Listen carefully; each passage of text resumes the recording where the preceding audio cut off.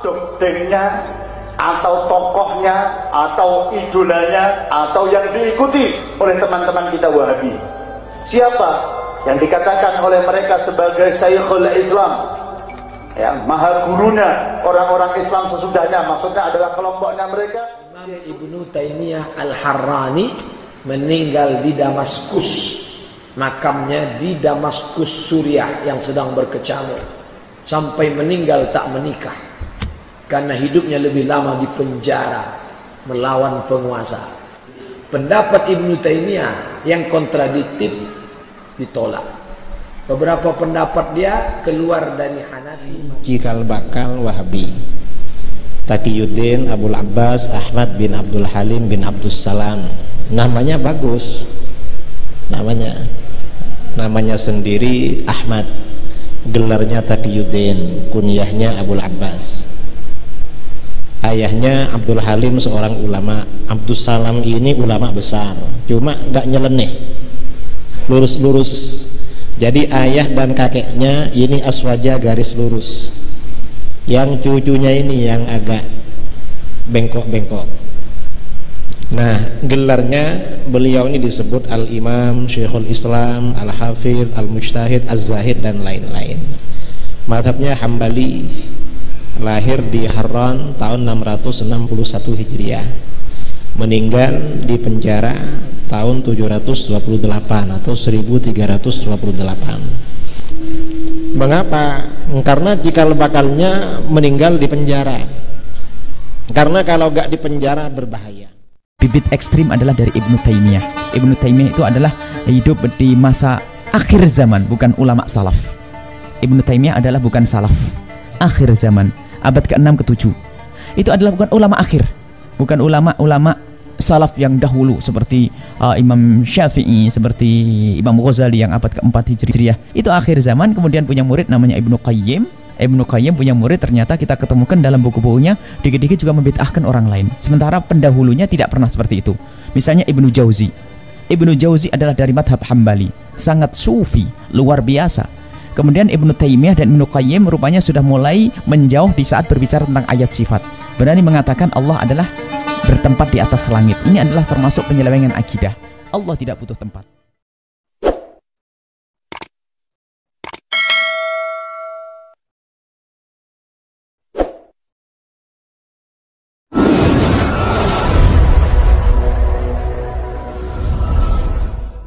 Assalamualaikum warahmatullahi wabarakatuh, sahabat-sahabat Kang Haji Aswaja, semoga kita dalam lindungan Allah subhanahu wa ta'ala dan diberi hidayah ajaran agama yang benar, amin ya robbal alamin. Kali ini Kang Haji Aswaja ingin menyampaikan seorang tokoh ulama yang bernama Syekh Ibnu Taimiyah dihukum oleh ulama-ulama sezamannya, karena ada penyimpangan dalam akidah. Sejarah Ibnu Taimiyah, nama aslinya Abul Abbas Taqiyuddin Ahmad bin Abdus Salam bin Abdullah bin Taimiyah Al-Harrani. Gelar, Syekh, lahir 1263 Masehi atau 661 Hijriah, wafat 1328 Masehi atau 728 Hijriah, asal Turki, mazhab Sunni, Imam Ahmad Hambali. Ia berasal dari keluarga religius.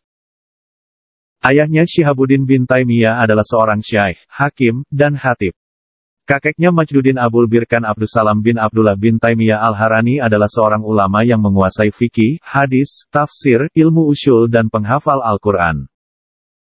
Ibnu Taimiyah lahir di zaman ketika Baghdad merupakan pusat kekuasaan dan budaya Islam pada masa dinasti Abbasiyah. Ketika berusia 6 tahun, di tahun 1268, Ibnu Taimiyah dibawa ayahnya ke Damaskus disebabkan serbuan tentara Mongol atas Irak. Kehidupan Ibnu Taimiyah. Ibnu Taimiyah Al-Harrani adalah seorang ulama kontroversial, cucu dari seorang ulama Ahlus Sunnah yang bernama Majduddin Abul Birkan Abdus Salam bin Abdullah bin Taimiyah Al-Harrani. Ada beberapa ulama yang memang memujinya seperti At-Taj Al-Fazari, Al-Jalal Al-Kaswaini, Ibn Al-Hariri Al-Ansari, Al-Kamal Az-Zamlakani, dan lainnya. Namun tidak sedikit para ulama besar yang mentahzir, mewanti-anti agar menjauhi ajaran Ibnu Taimiyah. Beberapa ajaran dan akidah yang diadopsinya Ibnu Taimiyah menyimpang dari ajaran agama yang benar. Fakta ini tidak bisa dipungkiri dan disangkalnya. Berlebihan memungkiri ulama yang mentahzir dan menghujat Ibnu Taimiyah sama saja merendahkan derajat para ulama besar tersebut. Penilaian para ulama yang telah mentazir Ibnu Taimiyah bukan didasari penilaian kebencian atau iri hati, namun penilaian yang murni dari keilmiahan, pandangan dan timbangan terhadap banyaknya doktrin dan akidah Ibnu Taimiyah yang menyalahi jumhur ulama Ahlus Sunnah wal Jamaah. Pendidikan dan karya-karya Ibnu Taimiyah. Di Damaskus ia belajar pada banyak guru, dan memperoleh berbagai macam ilmu diantaranya ilmu hitung, matematika, ilmu tulis-menulis Arab, nahu, usyul fikih. Ia dikaruniai kemampuan mudah hafal dan sukar lupa. Hingga dalam usia muda, ia telah hafal Al-Quran. Kemampuannya dalam menuntut ilmu mulai terlihat pada usia 17 tahun. Dan usia 19 tahun, ia telah memberi fatwa dalam masalah-masalah keagamaan. Ibnu Taimiyah sangat menguasai ilmu rijalul hadis, perawi hadis, yang berguna dalam menelusuri hadis dari periwayat atau pembawanya dan fununul hadis, macam-macam hadis baik yang lemah, cacat atau sahih. Ia memahami semua hadis yang termuat dalam Kutubus Sittah dan Al-Musnad. Dalam mengemukakan ayat-ayat sebagai hujah, dalil, ia memiliki kehebatan yang luar biasa, sehingga mampu mengemukakan kesalahan dan kelemahan para mufasir atau ahli tafsir. Tiap malam ia menulis tafsir, fiqh, ilmu, usyul sambil mengomentari para filosof. Sehari semalam ia mampu menulis 4 buah kurrosah, buku kecil, yang memuat berbagai pendapatnya dalam bidang syariah. Ibnul Wardi menuturkan dalam Tarikh Ibnul Wardi bahwa karangannya mencapai 500 judul. Karya-karyanya yang terkenal adalah Majmu' Fatawa yang berisi masalah fatwa-fatwa dalam agama Islam. Penyimpangan pemikiran dan penjara. Para ulama yang menulis sejarah Ibnu Taimiyah adalah orang-orang yang hidup semasa dengan Ibnu Taimiyah. Mereka menyaksikan, bertemu langsung dan bahkan ada yang berguru kepadanya sebelum Ibnu Taimiyah menyimpang dari ajaran salaf, kemudian membebaskan diri setelah mengetahui Ibnu Taimiyah menyimpang dari ajaran mayoritas umat muslim. Maka mereka para ulama tersebut lebih mengetahui sejarah dan ajaran Ibnu Taimiyah ketimbang kita dan para kelompok pendukungnya sekarang ini.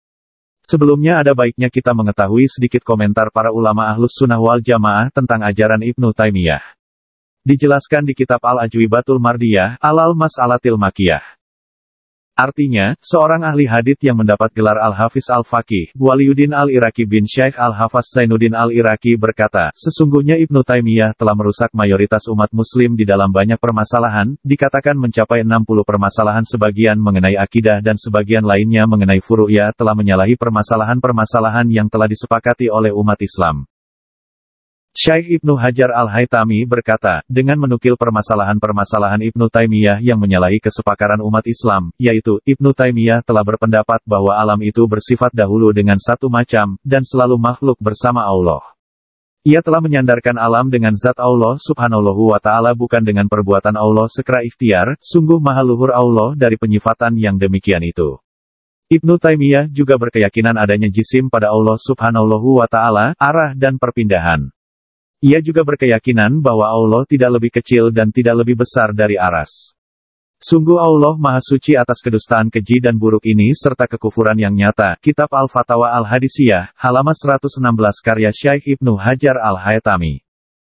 Beliau Syekh Ibnu Hajar juga berkata lagi, maka berhati-hatilah kamu, jangan kamu dengarkan apa yang ditulis oleh Ibnu Taimiyah dan muridnya Ibnul Qayyim Al-Jauziyah dan selain keduanya dari orang-orang yang telah menjadikan hawa nafsunya sebagai Tuhannya dan Allah telah menyesatkannya dari ilmu serta menutup telinga dan hatinya dan menjadikan penghalang atas pandangannya.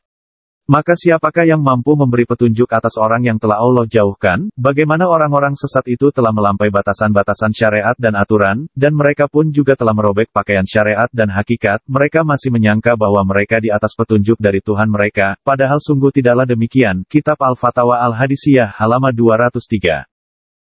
Seorang ulama besar Syekh Abu Al-Hasan Ali Ad-Dimasiki radhiyallahu anhu, berkata dari ayahnya bahwasanya beliau bercerita, ketika kami sedang duduk di majelis Ibnu Taimiyah, dan ia berceramah hingga sampai pada pembahasan ayat istiwa, ia berkata, Allah subhanahu wa ta'ala beristiwa di atas arasnya seperti istiwaku ini, maka manusia kaget dan segera melompat ke arah Ibnu Taimiyah dengan satu lompatan dan menurunkannya dari kursi, kemudian orang-orang segera menamparkan dan memukulnya dengan sandal-sandal mereka dan selainnya. Mereka membawa Ibnu Taimiyah ke salah satu hakim, maka berkumpullah di majelis tersebut para ulama dan mereka mulai menginterogasinya, apa dalil dari yang telah engkau katakan tadi? Ibnu Taimiyah menjawab firman Allah subhanahu wa ta'ala, Ar-Rahmanu alal arsyistawa, maka para ulama tertawa dan tahulah mereka bahwa Ibnu Taimiyah adalah orang bodoh yang tidak mengetahui kaidah-kaidah ilmu. Kemudian para ulama bertanya lagi untuk memastikan urusannya, apa pendapatmu tentang firman Allah? Artinya dimanapun kamu menghadap maka di sanalah wajah Allah. Maka Ibnu Taimiyah menjawab dengan jawaban yang meyakinkan bahwa ia termasuk orang bodoh yang sebenarnya, ia tidak mengetahui apa yang ia katakan dan ia telah tertipu oleh pujian orang-orang awam padanya dan beberapa para ulama jumud yang kosong dari ilmu yang berdasarkan dalil-dalil, dijelaskan di kitab Al-Maqalat As-Sunniyah, halaman 36.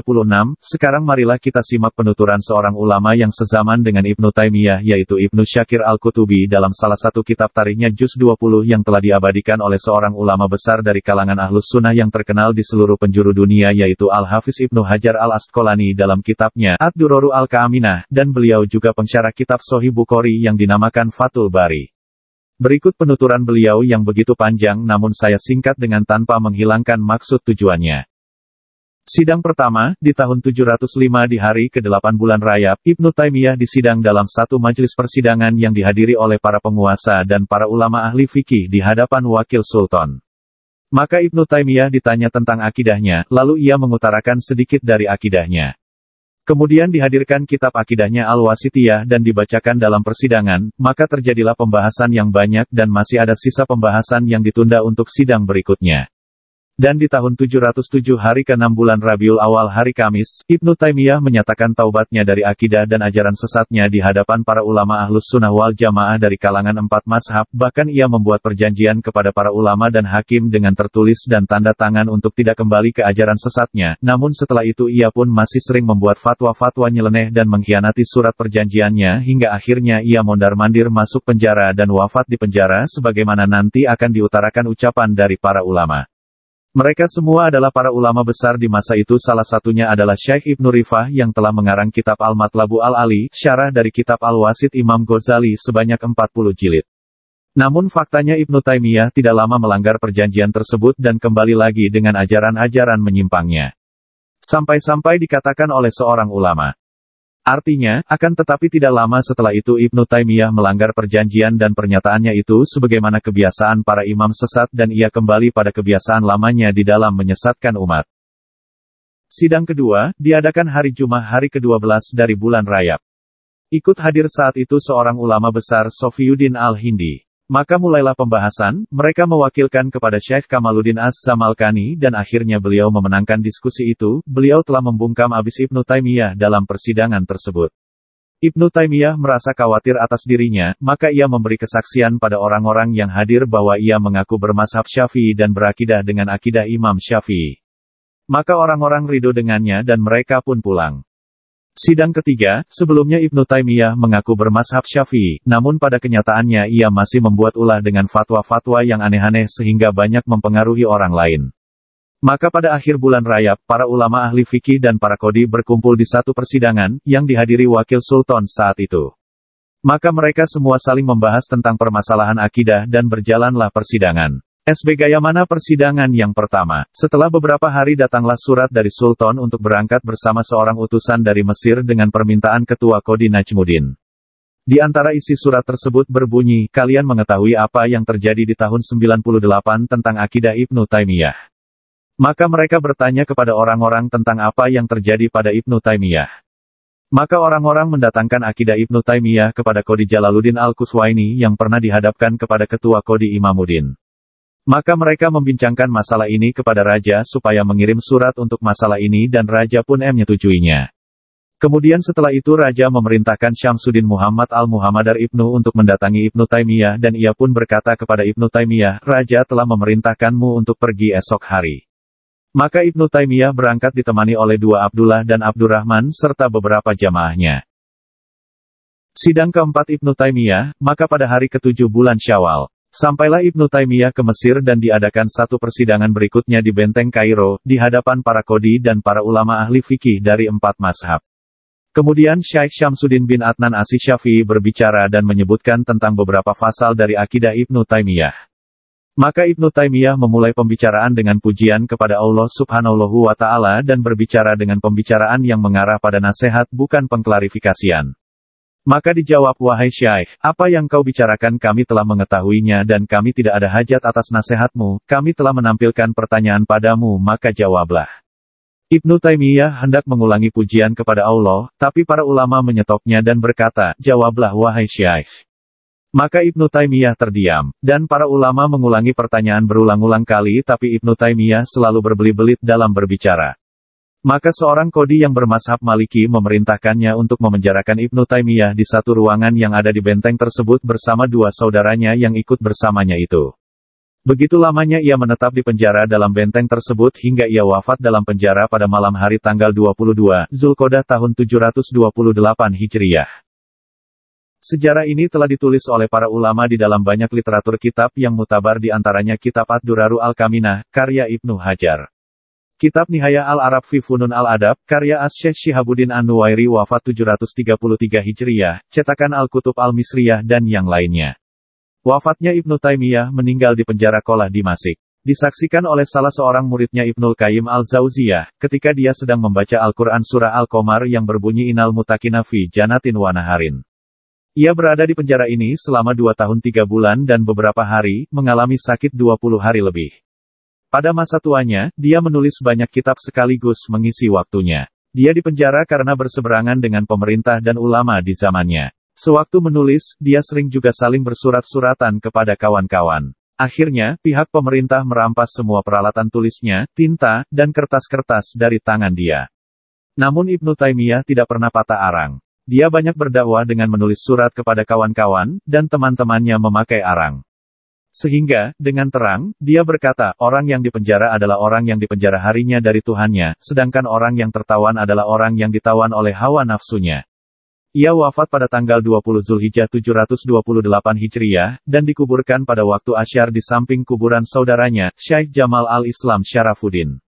Jenazahnya disalatkan di Masjid Jami Bani Umayyah sesudah salat zuhur dihadiri para pejabat pemerintah, ulama, tentara serta para penduduk.